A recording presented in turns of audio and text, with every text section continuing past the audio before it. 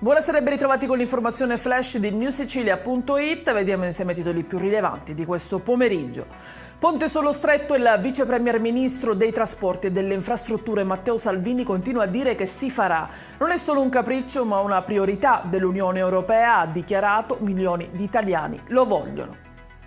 La cronaca ha ritrovato privo di vita l'uomo di 57 anni che era scomparso nell'escursione dal Palermitano. I droni utilizzati per la ricerca sono riusciti a individuarlo in una zona particolarmente impervia di Monte Pellegrino. In precedenza sullo stesso posto era stata ritrovata anche la sua auto. Non si esclude al momento nemmeno l'ipotesi del suicidio, anche se gli accertamenti sono ancora in corso.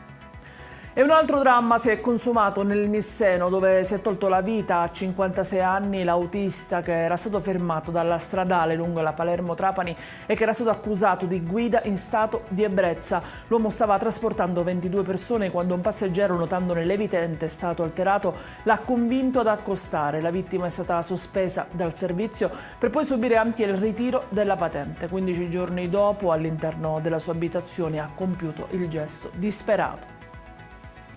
La Corte d'Appello di Caltanissetta ha invece condannato a 8 anni e 8 mesi Paolo Colianni, l'ex assessore regionale alla famiglia, è accusato di violenza sessuale su una minore di 14 anni. I difensori della famiglia della vittima, usciti dal Palazzo di Giustizia, hanno dichiarato che la sentenza parla da sola.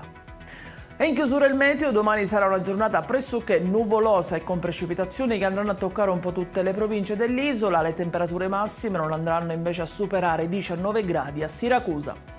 Ed è tutto per questa edizione, vi ricordo come sempre che i dettagli su queste notizie e molte altre li trovate sul nostro sito e sui nostri canali social. Grazie per averci seguito, vi auguro una buona serata e vi ricordo l'appuntamento domani alle 13:30 con le notizie più importanti della mattina.